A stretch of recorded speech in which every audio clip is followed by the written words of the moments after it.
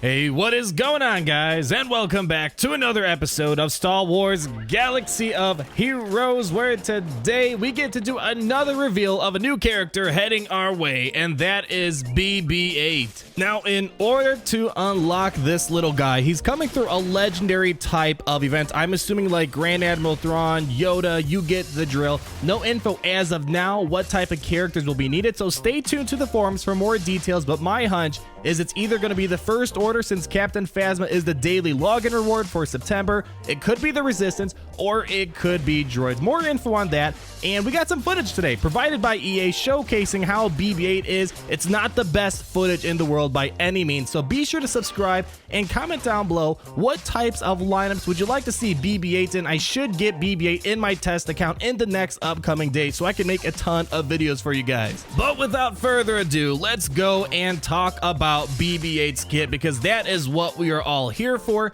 Long story short, BB-8 is supposed to really strengthen the Resistance faction, and quite oddly, he has a lot of stuff going on that is really supposed to bolster the droid faction, and I have a lot of thoughts on that because I love droids in this game.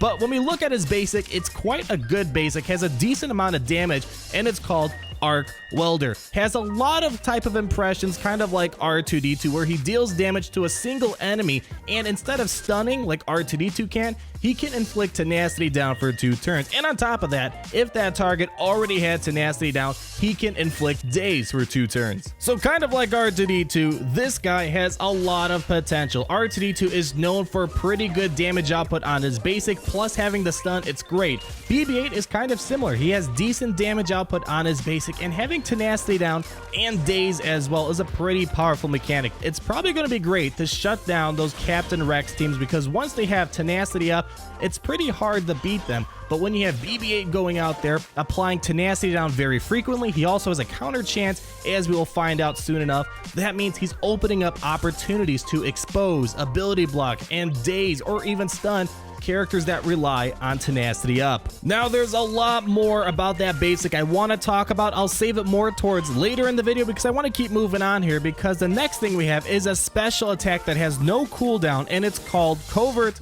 Data Transfer. And when I first saw this ability in action, it reminded me a lot of that one old school commercial where you have the creepy little baby doll whispering secrets in your ear. Mattel's new baby secret. She whispers just to you. That's exactly how this ability works. With BB-8 on the field, this buff will spread like wildfire, but it can be tamed, as we will find out. What Covert Data Transfer does is that BB-8 and a random ally who doesn't have it gain the secret intel unique buff for 3 turns. Then, BB-8 gains 8% turn meter for each ally with secret intel, and if all active allies are droids, here's where the Droid Synergy comes in, BB-8 gains a taunt for 1 turn. Now, in case you are wondering, secret intel allows an ally who gets it to get plus 25% potency, and when another ally uses a special, they gain secret intel for 3 turns as well. Then the cooldown of Illuminated Destiny, which is the next ability, is reduced by 1 for each ally with this special buff. And you'll notice that this is not a unique buff such as Bounty Hunter's Resolve or Lead the Charge from Commander Luke Skywalker. This buff can be prevented with buff immunity and shock, and also can be dispelled with characters such as B2 or Commander Luke Skywalker. You know the drill.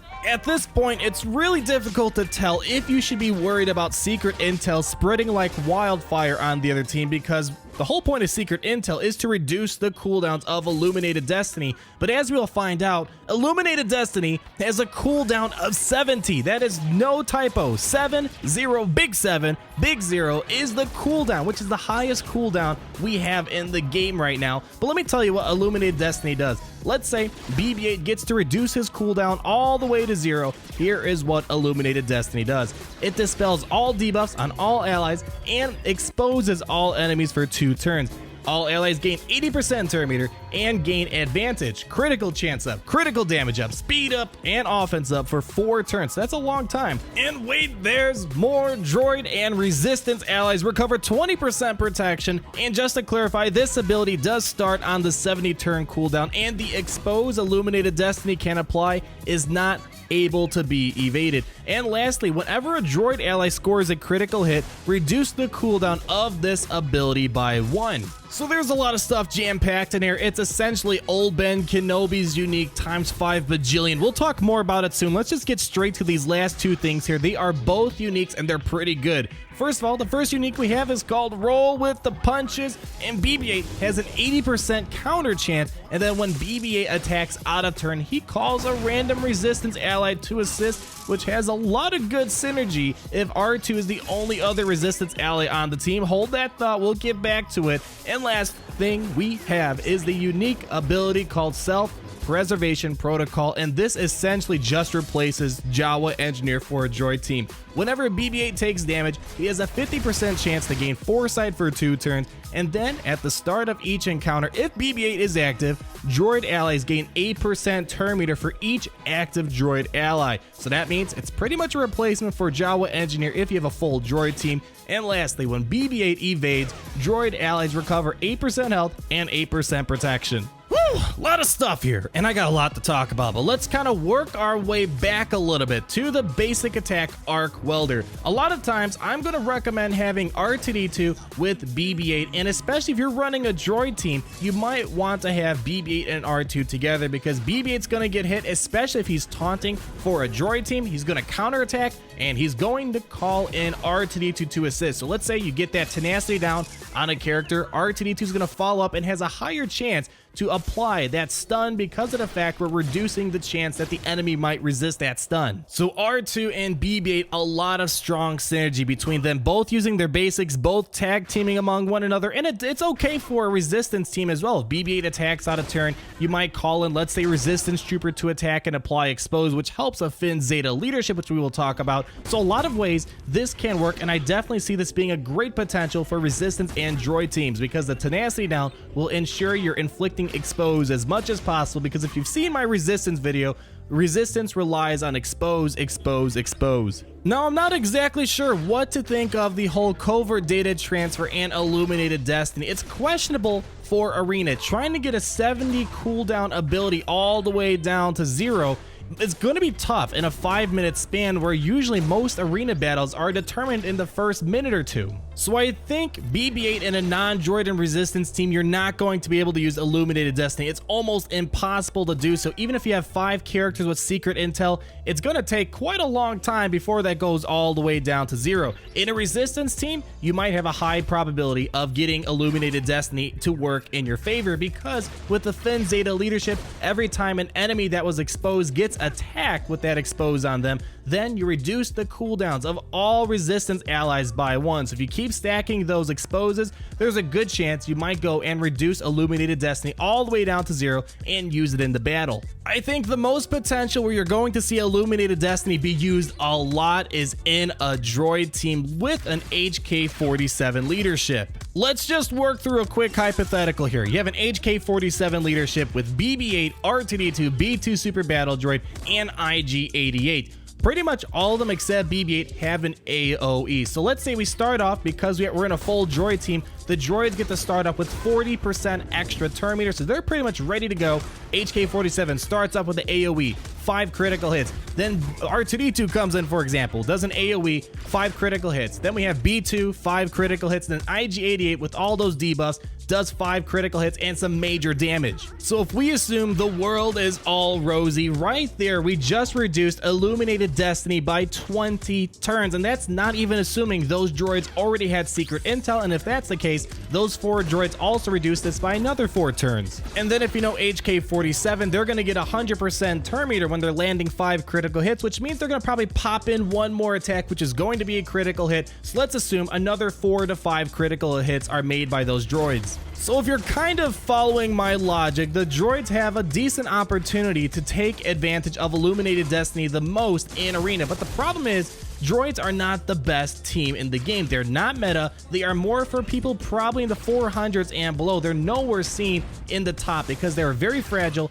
and because of the fact that critical damage can kind of be blocked by, let's say, General Kenobi's Shore Trooper, and it feeds characters like Captain Rex's leadership. So yes, in a hypothetical sense, this works great for droid teams, and plus because of the fact that BB-8, he gets foresight and he's going to evade a lot, he's going to feed a lot of health and protection to your droids. That is pretty huge. He's going to be game-changing for droids, but are droids game-changing enough to get into Arena and compete with the top?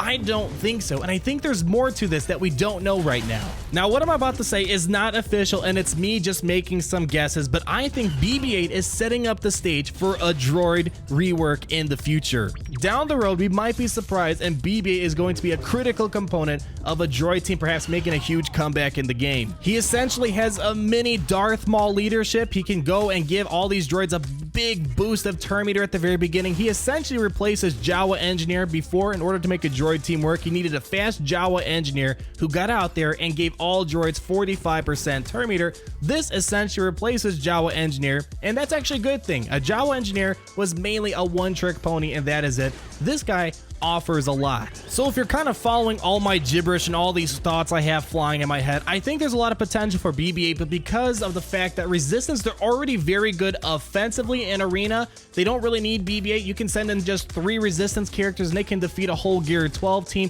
BB-8 will for sure help them, but it's not 100% necessary, and I don't think he's going to improve the Resistance from a defensive point of view. One thing that is very obvious is that BB-8 is going to be great in marathon type of events, and when I say that, I'm talking like the AAT raid, Rancor raid, territory battles. Resistance is great in territory battles, and BB-8 will take them to a whole other level, and he can be great in Cantina and light side battles. But when we're looking at characters, we mainly look at Arena viability, but he does have a lot of usefulness outside of Arena. But long story short, for a legendary character, I think he has a lot of potential. There's a lot of stuff that we can build in terms of hypothetical teams. So down below in the comments, let me know what types of teams you want to see BB-8 in. Once I get him on my test account in the next few days, I'm going to test a lot of things with him. But I just want to hammer in that point. I think he's going to be really important for something. He sets the stage for something grand, I think. When we got R2-D2, we never thought of the fact that combat analysis was going to be great because we never expected Commander Luke Skywalker to come into the game and promote counterattacks for the Rebel faction, and that makes Commander Luke and R2 amazing. But you guys, let me know down below. What are you thinking of BB-8? Is this a legendary character that should be getting us excited, or are we supposed to scratch our heads and wonder what his point is? You guys, let me know down below, and thank you so much for tolerating me